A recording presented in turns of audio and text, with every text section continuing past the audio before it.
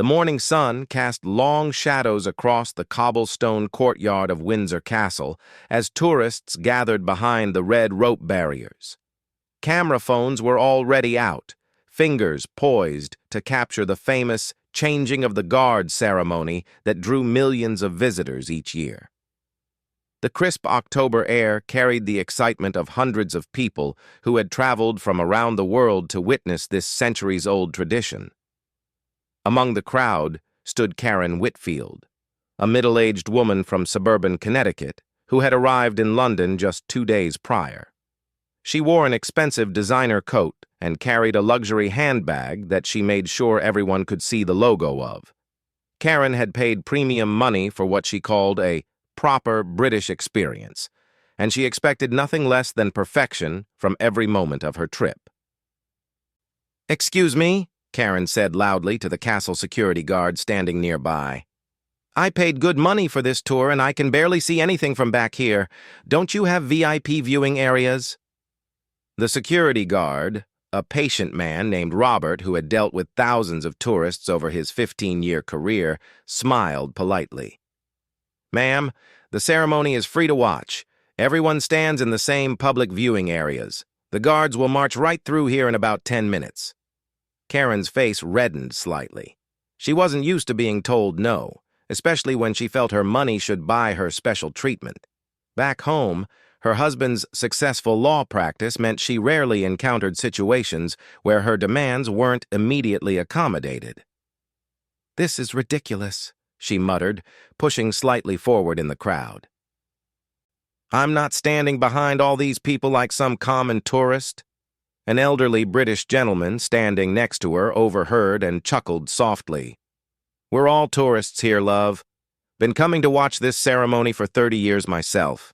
Best part is seeing those guards march. They're proper soldiers, they are. Been serving Queen and country for generations." Karen rolled her eyes. "They're just dressed up for show. How hard can it be to walk around in a funny hat?" The elderly man's expression changed, but before he could respond, the distant sound of drums began echoing off the castle walls. The crowd stirred with anticipation as the rhythmic beating grew louder. Children pressed against the barriers while parents lifted them for better views. The excitement was infectious, spreading through the gathered tourists like electricity. "Ladies and gentlemen," announced a uniformed officer through a small megaphone, "please remain behind the barriers during the ceremony. The Queen's Guard will be marching through in formation, and for their safety and yours, the pathways must remain clear." As the announcement ended, the first glimpse of red tunics and tall bearskin hats appeared around the corner. The Queen's Guard emerged in perfect formation, their movements synchronized with military precision. Each step was identical, each soldier maintaining the exact same posture and pace. The sound of their boots hitting the cobblestones created a rhythmic percussion that seemed to make the very air vibrate. Leading the formation was Guardsman James Morrison, a 28-year-old soldier from Yorkshire who had served 2 tours in Afghanistan before joining the Queen's Guard. His chest bore several service medals beneath the ornate red tunic, though most tourists never looked closely enough to notice them. To James, this wasn't just ceremonial duty. It was the continuation of a proud military tradition that connected him to soldiers who had served the crown for over 350 years. The crowd fell silent as the guards approached, except for the soft clicking of camera phones and the whispered wows of impressed children. The precision was mesmerizing. Every movement had been practiced thousands of times until it became as natural as breathing. Karen, however, grew increasingly frustrated as taller people in front of her blocked her view. She had been elbowed aside by an excited family and found herself further back than when she started. Her expensive camera remained unused while everyone around her seemed to be getting perfect shots. "This is absolutely unacceptable," she said, her voice rising above the respectful hush of the crowd. As the guards drew closer, Karen made a decision that would change everything. She ducked under the red rope barrier. "Ma'am, please step back," called security guard Robert. but Karen was already several steps into the restricted area. "I paid for this experience, and I'm going to get my photos," she declared, walking directly toward the marching formation with her phone held high. The crowd behind her gasped. Parents pulled their children back instinctively. The elderly British gentleman shook his head sadly, knowing what was about to unfold. Guardsman Morrison saw the woman enter his peripheral vision, but continued marching. The Queen's Guard were trained to maintain their formation and composure regardless of distractions. Tourists occasionally wandered too close, and it was standard protocol to continue the ceremony while security dealt with the situation. But Karen wasn't content to simply take her photos from the side. She positioned herself directly in the path of the marching guards, apparently believing they would stop or walk around her. Her phone was extended toward the approaching soldiers as she began recording what she thought would be an exclusive close-up video. "Perfect," she said loudly, seemingly unaware that her voice was echoing off the castle walls and being picked up by dozens of other recording devices. "Now I'll get some real footage." The lead guardsman was now less than 10 feet away, still marching with mechanical precision. His eyes looked straight ahead, his expression unchanged, his step never faltering. The crowd held its collective breath. Robert was running toward Karen now, speaking urgently into his radio. "We have a tourist in the formation path. Please advise."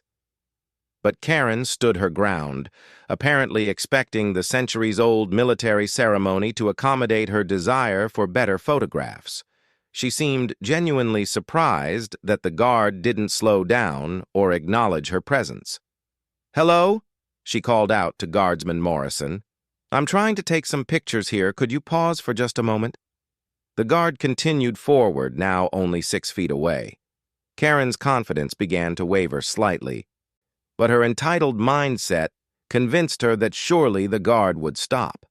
After all, she was a paying customer, and customer service was supposed to be important, wasn't it?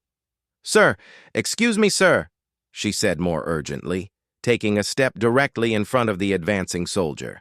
That's when she learned her first lesson about the Queen's Guard. They don't stop. Guardsman Morrison's voice rang out with the force and authority of a battlefield command.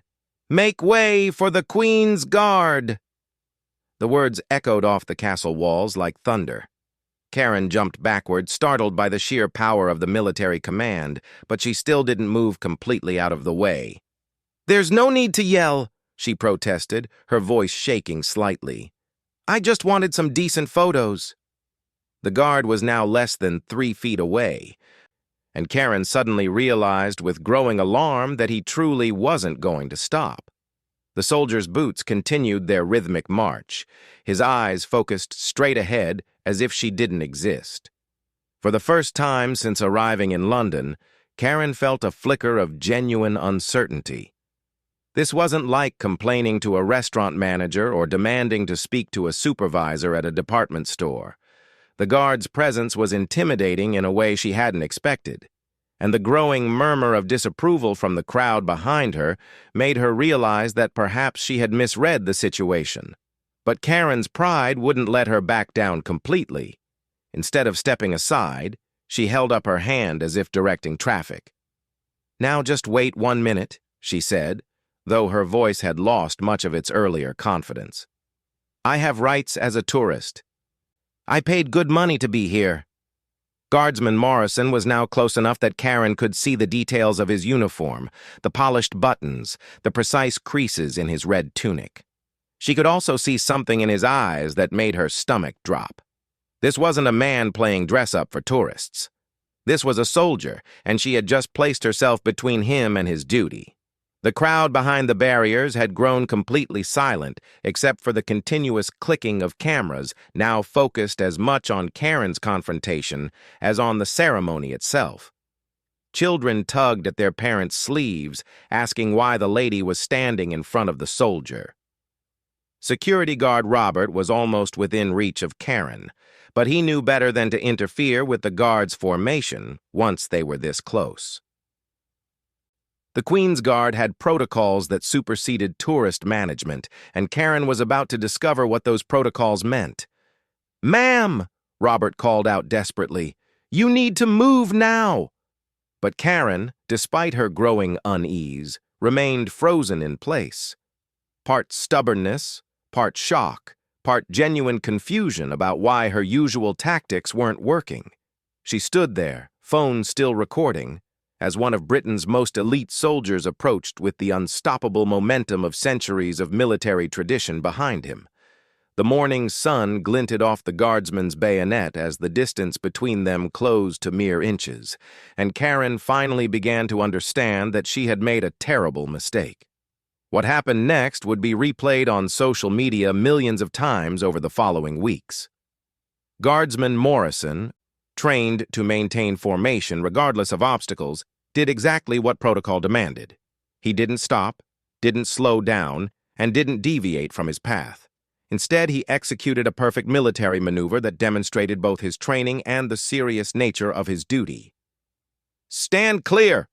Morrison barked with the full authority of his military rank, his voice carrying across the entire courtyard like a cannon blast. Karen, still holding her phone and expecting the guard to finally acknowledge her special status as a paying tourist, found herself face to face with 6 feet 2 inches of trained soldier who showed no intention of accommodating her demands. In one fluid motion that spoke to years of military training, Guardsman Morrison stepped forward and gently but firmly guided Karen aside with his left arm, while maintaining his rifle position and never breaking stride. The movement was so smooth and professional that it appeared almost choreographed, but Karen felt the unmistakable strength behind it. "Hey!" Karen protested as she stumbled sideways, more from shock than from any actual force. "You can't just push me! I'll have you reported!" The guard continued his march without even glancing in her direction, his face a mask of military discipline. Behind him, the rest of the formation followed in perfect unison, each soldier maintaining the same unwavering focus and precision. To them, Karen had been nothing more than a temporary obstacle, dealt with according to established protocol and forgotten immediately. But Karen wasn't ready to let this go. Her face was now bright red, partly from embarrassment and partly from genuine outrage that someone had dared to physically move her without her permission. The crowd's reaction only made it worse. Instead of the sympathy she expected, she heard scattered applause and even a few cheers for the guardsman's handling of the situation. "Did you see that?" she demanded, turning to security guard Robert, who had finally reached her. "That soldier assaulted me! He put his hands on me! I want him arrested immediately!" Robert, who had been dealing with entitled tourists for over a decade, sighed internally. This was far from the first time someone had demanded special treatment during the ceremony, but Karen's reaction was particularly dramatic. "Ma'am, you were standing in a restricted military formation," Robert explained patiently. "The Queen's Guard have the legal authority to maintain their ceremonial duties. You were asked multiple times to stay behind the barriers." "I don't care about barriers." Karen's voice was getting louder, causing other tourists to turn and stare. "I'm an American citizen, and I have rights. That man had no right to touch me."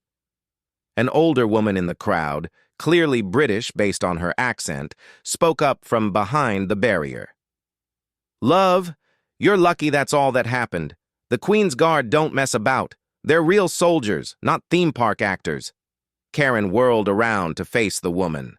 "Mind your own business. I wasn't talking to you." The elderly British gentleman who had tried to warn Karen earlier shook his head sadly.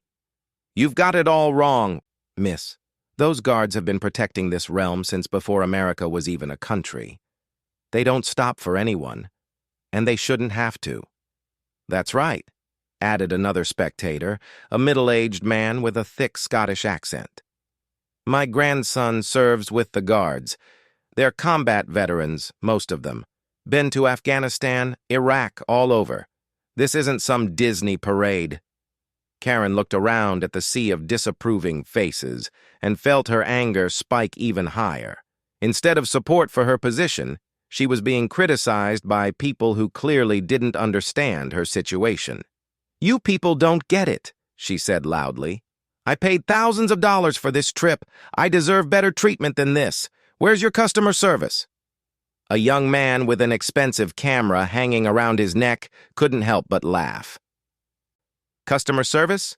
Lady, this is a military ceremony, not a shopping mall. Nobody forced you to come here? The crowd was becoming more vocal now, with several people expressing their displeasure with Karen's behavior. Someone in the back called out, "Should have stayed behind the rope like everyone else," which earned a round of agreement from the surrounding tourists. Security guard. Robert knew he needed to defuse the situation before it escalated further. "Ma'am, why don't we step over here and discuss this privately?" But Karen was beyond reasoning now. The combination of embarrassment, jet lag, and her lifelong habit of getting her way through complaints had created a perfect storm of entitlement. "No! I'm not going anywhere until someone explains to me how that soldier is allowed to assault tourists. I want to speak to whoever is in charge of this place immediately." Robert pulled out his radio. "Control, this is Robert at the main ceremony area. I need a supervisor down here to speak with a visitor." While they waited, Karen continued her tirade, now pulling out her own phone to record what she apparently thought would be evidence of mistreatment. "This is absolutely unbelievable," she said into her camera. "I came to England for a nice vacation, and I've been physically assaulted by one of their soldiers. And now look at how these people are treating me. The customer service in this country is absolutely terrible." What Karen didn't realize was that several other tourists were also recording, but their videos told a very different story. Their footage clearly showed her ignoring multiple warnings, ducking under the barrier, and deliberately placing herself in the path of the marching guards. A teenage girl standing with her family couldn't help but comment to her mother, "Mom, is she serious? She literally stood in front of them on purpose." The mother nodded. "Some people think the world revolves around them, honey. That's why we always follow the rules when we travel." Karen overheard this exchange and spun around. "Excuse me? Are you talking about me?" The mother, a composed woman from Canada, met Karen's glare calmly. "I'm teaching my daughter about respecting local customs and following instructions. Perhaps you could learn something from that lesson, too." "How dare you!" Karen's voice reached a pitch that made several children in the crowd look uncomfortable. "I don't need lessons from some random stranger." By now, a small crowd had formed specifically to watch Karen's meltdown, completely separate from the people still trying to enjoy the ceremony. The guards had continued their formation and were now marching toward another section of the castle grounds. But Karen's drama had become its own entertainment. A supervisor named Margaret arrived, a professional woman in her 50s, who had been managing tourist relations at Windsor Castle for over 20 years. She had seen every type of difficult visitor imaginable, and she recognized Karen's type immediately. "I understand there's been some confusion," Margaret said diplomatically. "I'm Margaret Thompson, Visitor Services Supervisor. How can I help you today?" Karen launched into her story, painting herself as an innocent victim who had been brutally attacked by an out-of-control soldier. She conveniently omitted the parts about ignoring the barriers, the warnings, and her deliberate positioning in the guard's path. Margaret listened patiently, occasionally nodding, while the crowd around them continued to grow. When Karen finished her version of events, Margaret asked quietly, "And where exactly were you standing when this happened?" "I was just trying to get a good photo," Karen said, waving her hand vaguely. "I wasn't bothering anyone." "Ma'am," said the elderly British gentleman, stepping forward, "if I may interrupt, I witnessed the entire incident. This lady deliberately went under the rope barrier and stood directly in front of the marching guards. She was warned multiple times by security and chose to ignore those warnings." Several other witnesses immediately voiced their agreement, and someone called out, "I got it all on video if you need to see it." Margaret nodded professionally. "I appreciate everyone's input. Ma'am, I think perhaps we should continue this conversation in private." But Karen wasn't finished making her scene. She looked around at all the faces staring at her and seemed to realize for the first time that she wasn't getting the sympathy she expected. Instead of backing down, however, her entitlement reached new heights. "Fine," she declared loudly. "If this is how you treat American tourists, then I'm going to make sure everyone knows about it. I'm going to post this everywhere, write reviews on every travel site, and contact the American Embassy. You'll be sorry you treated me this way." The crowd's reaction to this threat was not what Karen expected. Instead of looking concerned, several people actually laughed out loud. Someone in the back called out, "Good luck with that, love," which earned another round of chuckles. Margaret maintained her professional demeanor despite the circus atmosphere that had developed. "Ma'am, you're certainly free to file any complaints you feel are appropriate. However, I should inform you that the Queen's Guard are acting well within their authority and training. They are real soldiers performing real duties, not entertainers hired for your convenience." "I don't care if they're real soldiers," Karen practically shrieked. "They work for the tourist industry now, and tourists pay their salaries. We deserve better treatment." This statement caused such a wave of indignation from the British spectators that Margaret had to raise her voice to maintain order. "Actually, ma'am, that's not accurate. The Queen's Guard are active military personnel serving their country. Tourism is secondary to their primary duty of protecting the crown and maintaining centuries of military tradition." Karen's face went through several shades of red as she realized that her usual tactics of threatening bad reviews and demanding special treatment weren't working. For the first time in years, she was in a situation where her money and demands carried no weight whatsoever.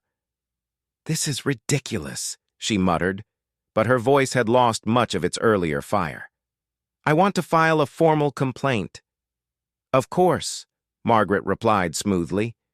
"Let's step into the office, and you can fill out the proper forms."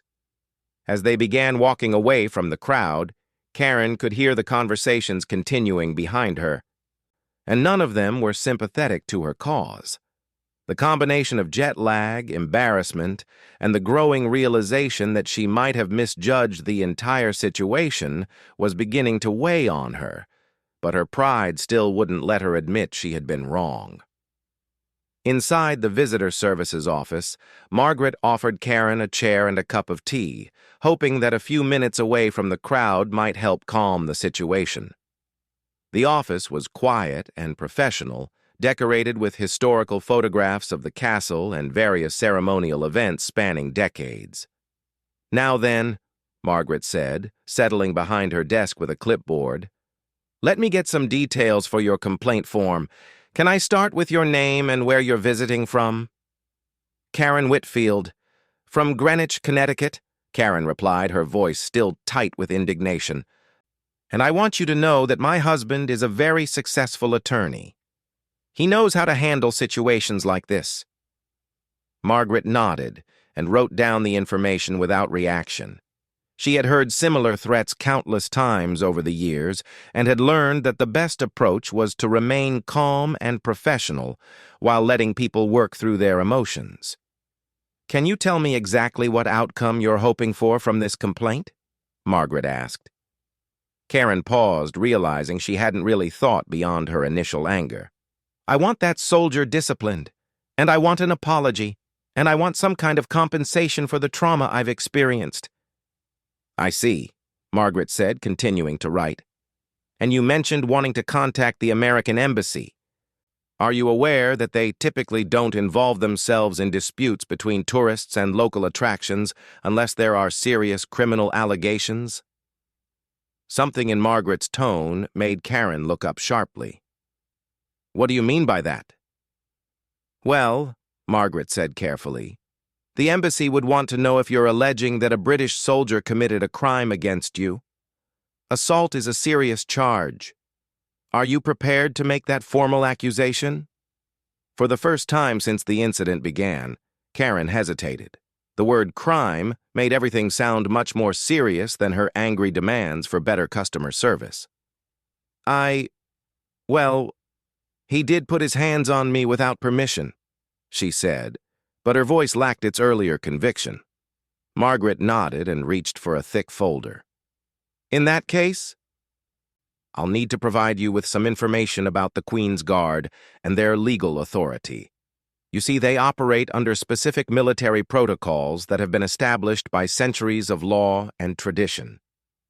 She opened the folder and pulled out several official-looking documents. The guardsmen have the legal right to maintain their formation and remove obstacles that interfere with their ceremonial duties. This authority was granted by Parliament and has been upheld by British courts numerous times.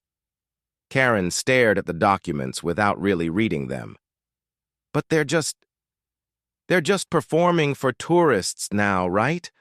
I mean, the Queen isn't even here. Margaret's expression became more serious. Ma'am, I think there's been a fundamental misunderstanding. The Queen's Guard are active military personnel.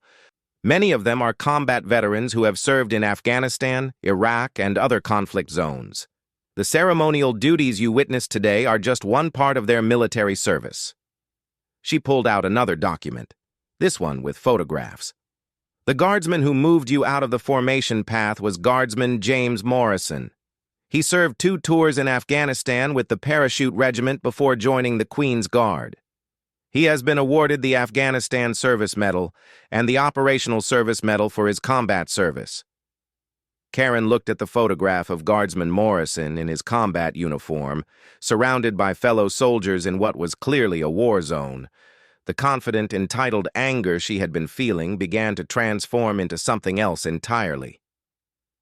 He's a real soldier? She asked quietly.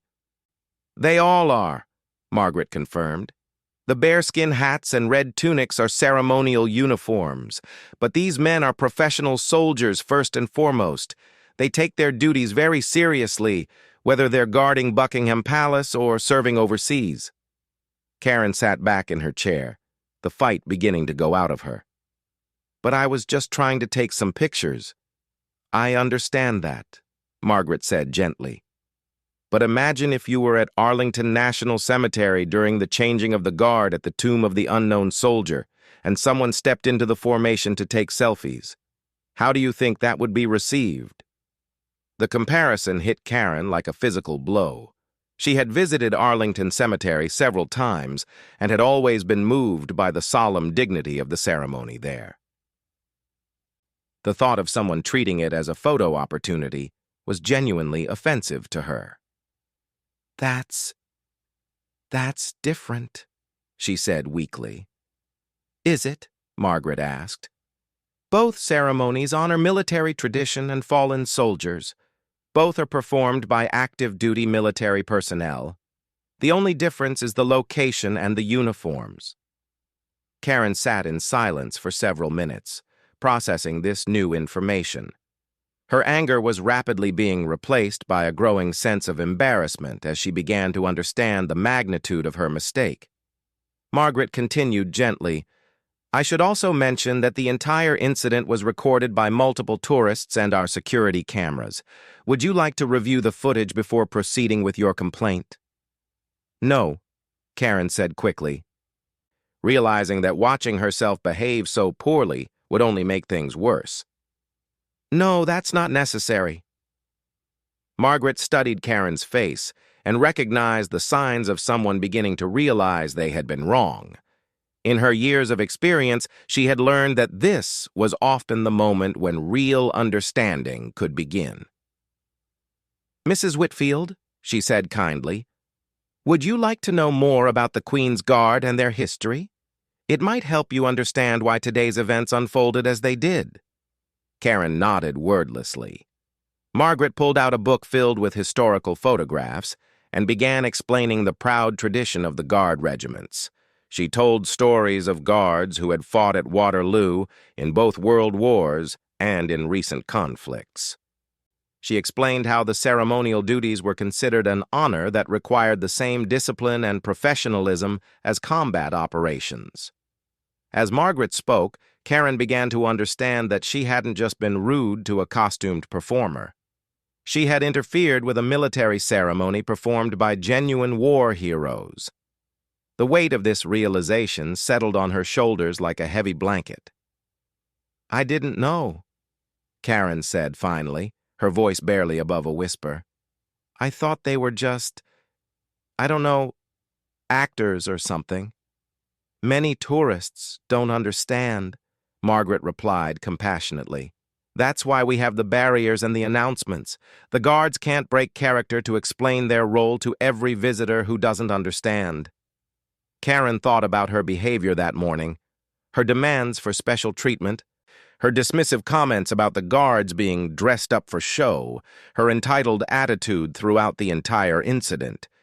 The memory made her stomach churn with shame. "What can I do?" she asked. "I mean, is there any way to apologize or something?" Margaret smiled for the first time since they had entered the office. "Actually, there is something you might consider. The guards have a charitable foundation that supports veterans and their families. Many visitors who have learned about the guards' true role choose to make donations in appreciation." Karen nodded eagerly. "Yes, I'd like to do that, and is there any way to get a message to that guardsman? Guardsman Morrison? I'd like to apologize to him personally." "I can arrange for a written apology to be passed along through proper channels," Margaret offered. "Though I should warn you that he probably won't respond directly. The guards maintain strict protocols about interacting with civilians outside of their official duties." "I understand," Karen said. "I just want him to know that I'm sorry and that I didn't understand what I was doing." As they worked together to draft an apology letter, Karen found herself reflecting on how differently she might have approached the entire situation if she had taken the time to learn about what she was witnessing instead of assuming it was all about her entertainment. The letter she ultimately wrote was heartfelt and humble, acknowledging her mistake and expressing genuine respect for Guardsman Morrison's service and sacrifice. She also made a substantial donation to the Guards' charity, hoping it might help veterans and their families in some small way. When they finished, Margaret walked Karen back through the castle grounds. The crowds had dispersed, and the ceremony area was quiet again. Karen stood at the spot where her confrontation had occurred and tried to imagine it from the guardsman's perspective. A trained soldier performing his duty while being harassed by an entitled tourist who couldn't be bothered to follow simple rules. "I feel terrible," she admitted to Margaret. "I've never acted like that before. Well, maybe I have, but I never realized how it looked from the other person's perspective." "Travel can be stressful," Margaret replied diplomatically. "And sometimes it takes an experience like this to help us grow as people." As Karen walked back toward her hotel that afternoon, she found herself seeing London differently. Instead of viewing everything through the lens of what she was entitled to as a paying customer, she began to notice the history, the tradition, and the people who worked to preserve both. She spent the rest of her vacation learning about British military history, visiting museums, and treating every interaction with the respect and humility that she realized had been missing from her approach that morning.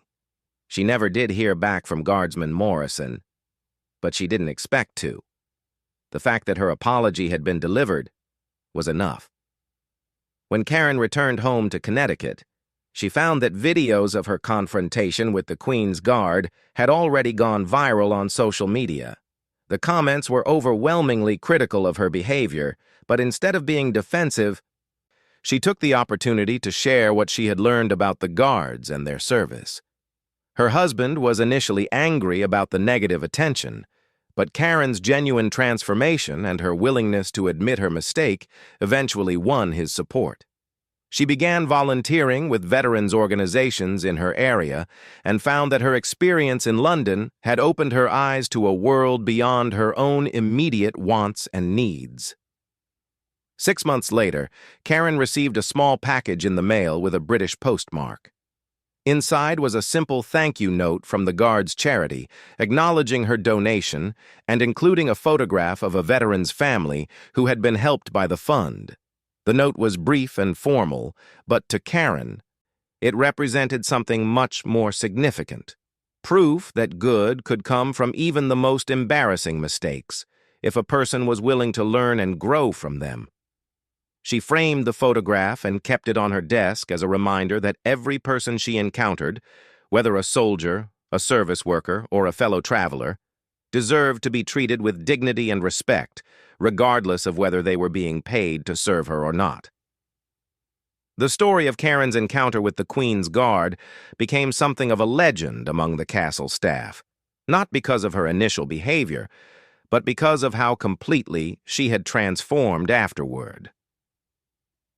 Margaret still told the story to new employees as an example of how patience and education could sometimes turn even the most difficult situations into opportunities for genuine understanding and growth.